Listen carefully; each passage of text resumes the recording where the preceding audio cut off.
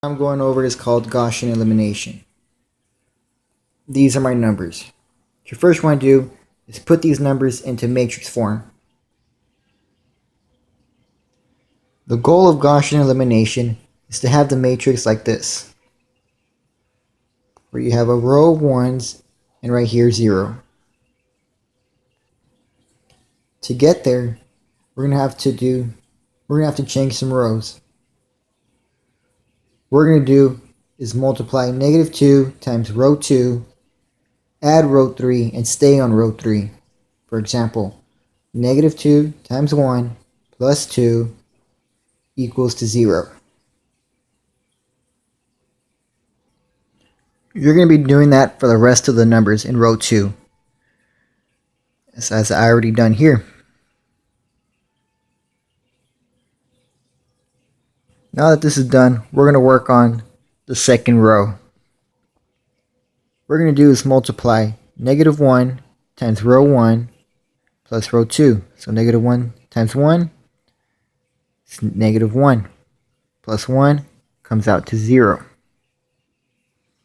-6 times -1 comes out to +6 plus 1 equals to 7. 4 times -1 comes out to -4 plus -4 comes out to -8. 12 times -1 plus 12 times -1 plus 12 comes out to 24. And that is row 2. As you see, we have the zeros, but we do not have the ones in the row. So we're going to have to work on that. So what we're going to have to do is get this 7 and turn it into a 1. And by doing that, what we're going to do is multiply 1 over 7 times row 2 and stay on row 2. So 1 over 7 times 7 equals 1.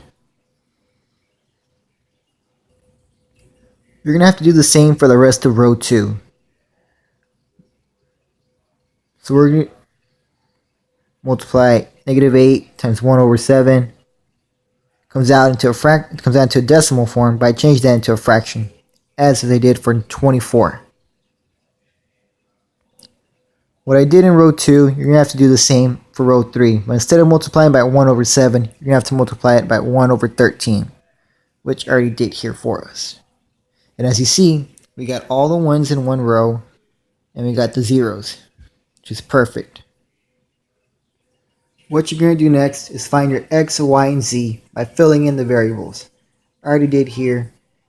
So this is how I got my z, and this is my x, and these are my answers.